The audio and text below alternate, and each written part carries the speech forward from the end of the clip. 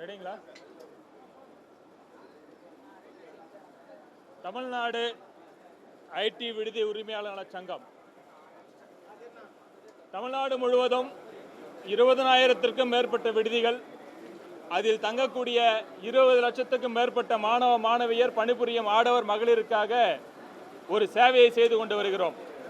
2014ஆம் ஆண்டு வரையறுக்கப்பட்ட விடுதிகளுக்கான சட்டத்தில் இருந்த சிக்கல்களை களைந்து ஒரு 10 வருடங்களாக போராடி கடந்த 2025ஆம் ஆண்டு மே மாதம் 29ஆம் தேதி இதற்கு முன்னாடி இருந்த அரசாங்கத்தால் எளிமை ஆளுமை சிம்பிள் கவ் என்ற ஒரு திட்டம் வருவதற்கு நாங்கள் போராடி பெற்றோம். எங்கள் சங்கம் போராடி பெற்றது. தமிழ்நாடு ஐடி விடுதி நல சங்கம் போராடி அந்த சிக்கல்களை எல்லாம் முதலமைச்சர், அமைச்சர் பெருமக்கள், மூத்த IAS அதிகாரிகளிடம் 10 ஆண்டுகளாக போராடி அந்த சிம்பிள் கவ் எளிமை ஆளுமை என்ற திட்டத்தை நாங்கள் பெற்றோம்.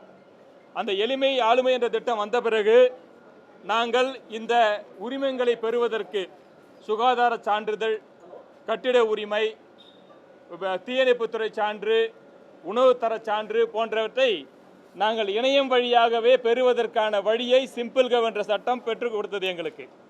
ஆனால் இப்பொழுது என்ன நடக்கிறது என்றால், இந்த சிம்பிள் கவ் எளிமை ஆளுமை திட்டம் வருவதற்கு முன்பதாக சுகாதாரத்துறையை சேர்ந்தவர்கள் ஒரு சுகாதாரத்துறை சான்றிதழ் தர வேண்டும் என்றால் ஒரு விடுதி உரிமையாளர்களிடம் 10,000, 15,000, 20,000 என்று பெற்றுக் கொண்டிருந்தார்கள்.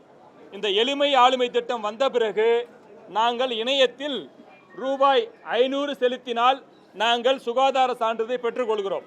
இது இப்படி இருக்க, இன்றைக்கு பப்ளிக் பில்டிங் லைசன்ஸ் எனப்படக்கூடிய பொது கட்டிடத்துக்கான உரிமம் பெறுவதற்கு இப்பொழுது ஒரு எம்பேனல்டு இன்ஜினியர் குழுவை உருவாக்கி இருக்கிறார்கள்.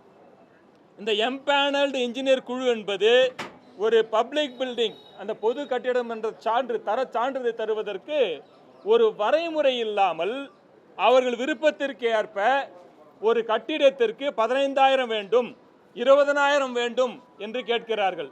நாங்கள் என்ன சொல்லுகிறோம் என்றால், இதே மாதிரி தான் இப்போ அரசு சமூக நலத்துறை அதிகாரிகளோ, IAS அதிகாரிகளோ, அமைச்சர் பெருமக்களோ, MLA பெருமக்களோ யாருமே எந்த தொந்தரவும் எங்களுக்கு செய்வதில்லை. ஆனால் ஒரு அரசாங்கத்தால் நிர்ணயிக்கப்பட்ட ஒரு எம்பேனல்டு இன்ஜினியர்ஸ் அவர்கள் ஒரு தர சான்றிதழ் தருவதற்கு ஒரு வரைமுறை இல்லாமல் ஒரு கட்டிடத்திற்கு, ஒரு விடுதி நடத்தும் கட்டிடத்திற்கு எங்களுக்கு 15,000 வேண்டும், 20,000 வேண்டும் என்று கேட்டுக்கொண்டிருக்கிறார்கள்.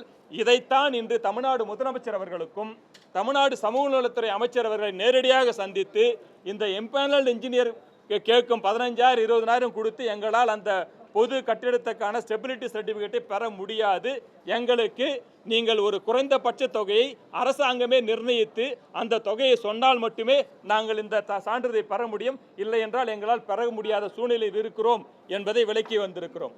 அதேபோல் இந்த எளிமை ஆளுமை திட்டம் சிம்பிள் கவ் வந்த பிறகு டி லைசன்ஸ் என்பது இல்லை. ஆனால் இன்றைக்கும் பல மாவட்டங்களில் பல அரசு அதிகாரிகளுக்கு இது தெரியாமல் இருக்கிறது. இன்னும் விடுதி உரிமையாளர்களுக்கு ஃபோன் செஞ்சு அவர்கள் லெட்டர் வேறு அனுப்புகிறாங்க, உங்கள் ஹாஸ்டலுக்கு டி லைசன்ஸ் எடுத்தீங்களான்னு சொல்லிட்டு.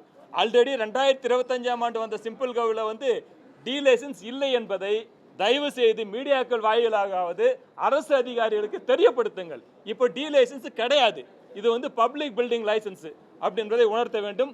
எங்களால் 15,000, 20,000 கொடுத்து அந்த இது வாங்க முடியாது. அரசாங்கம் எம்பேனல்டு இன்ஜினியர்ஸிடம் 1,500, 2,000 கொடுத்தால் மட்டும்தான் நாங்கள் அந்த ஸ்டெபிலிட்டி சர்டிஃபிகேட்டை வாங்க முடியும். இல்லைனா எப்படி கோழி வனப்படம் இருபாலர் தங்கும் விடுதிகள், ஆணும் பெண்ணும் முகம் தெரியாத ஆணும் பெண்ணும் தங்குகின்ற விடுதிகள், நயா பைசா எந்த சட்டத்திட்டத்துக்கும் கட்டுப்படாமல் எந்த லைசன்ஸும் வாங்காமல் அவங்க இஷ்டத்துக்கு நடத்துகிறாங்களோ அந்த மாதிரி நிலைமையை எங்களை கொண்டு போய் விடக்கூடாது. நாங்கள் அரசாங்கத்துக்கு உட்பட்டு, சட்டத்துக்கு உட்பட்டு எங்கள் தொழிலை செய்ய வேண்டும் என்று இருக்கிறோம். அதனால் தயவு செய்து இந்த எம்பேனல்டு இன்ஜினியர்ஸை குறைந்தபட்ச தொகையை அரசாங்கம் நிர்ணயிக்க வேண்டும் என்று கோரிக்கை விடுக்கிறோம். நன்றி.